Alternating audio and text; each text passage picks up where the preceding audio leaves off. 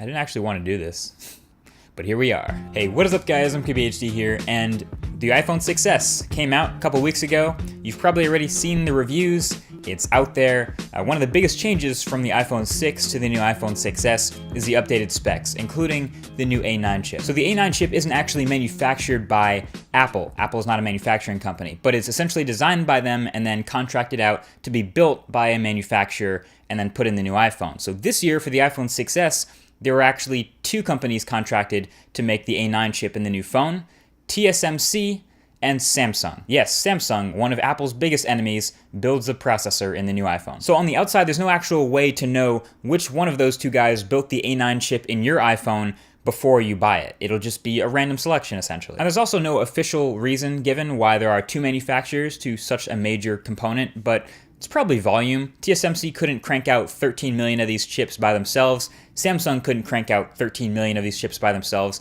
So Apple contracted both of them, and they both make the A9 chip, and they both get put into the iPhone. So the only way to know which version of the A9 chip you have in your iPhone is to check after you buy it. So there's an app called Lyrium in the App Store. It's free, and I'll link it below that like button. And on the About screen, it will tell you what model of the CPU you have. In the iPhone 6s, it's the N71MAP for the TSMC-built A9 chip, and the N71AP for the Samsung-built A9. And you can see there's also a difference between the chips in the 6s Plus. So here's the thing, the TSMC-built A9 and the Samsung-built A9 aren't exactly the same. I don't know why you'd think they would be identical, but the TSMC-built A9 chip is slightly bigger than the Samsung one, coming in at 104.5 millimeters squared, while the Samsung one is a slightly smaller 96 millimeters squared. On an SoC like this, you can kind of think of chip size like sensor size on a camera, meaning bigger usually enables better performance and efficiency. The bigger chip on the TSMC A9 is built on a 16 nanometer construction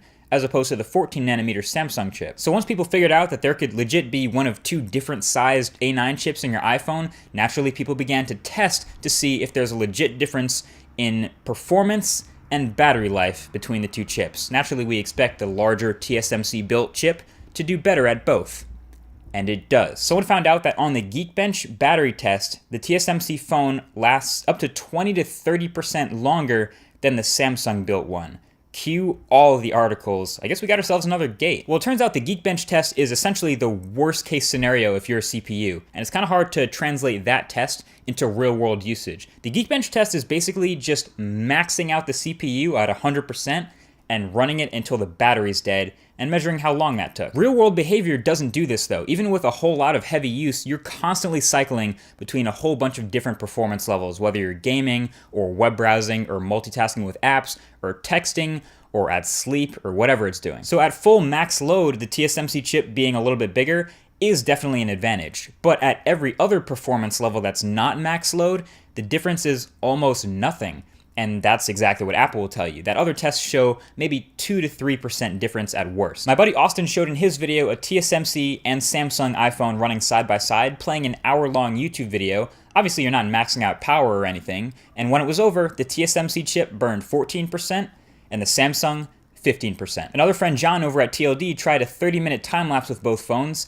At the end, the TSMC phone was at 89% and the Samsung at 84. And Ars Technica did a bunch of tests with identical iPhones, one with each chip, with the displays calibrated at the same brightness and everything, and found minimal differences across the board with battery life tests. Again, the TSMC phone did better in almost every category thanks to the slightly bigger chip, but very slightly. And even all these are still benchmarking apps that are trying to synthetically simulate real-world usage. But by the time you get your phone and install all your apps and get to using it in your mix of high-performance versus low-performance tasks, you probably won't even notice the difference at all. So obviously it would have been nice to have that nice big TSMC built A9 chip in every iPhone, but it's not a huge deal if you get a Samsung one like I did, if you're not maxing out your phone all the time like the Geekbench test. What's funny is Apple's actually used multiple manufacturers for other parts in the iPhone before. They do this all the time for stuff like the RAM and the flash storage. So I guess it's not really unusual, although it is unusual for them to be different sizes and not identical. But I guess Apple's answer to all this is a loosely paraphrased, close enough. So what do you guys think? Is Chipgate a big deal to you or not? I know I'm a heavy user, and yes, I had the Samsung chip in my iPhone for my review, and I was happy with the battery life, so it wasn't a big deal to me.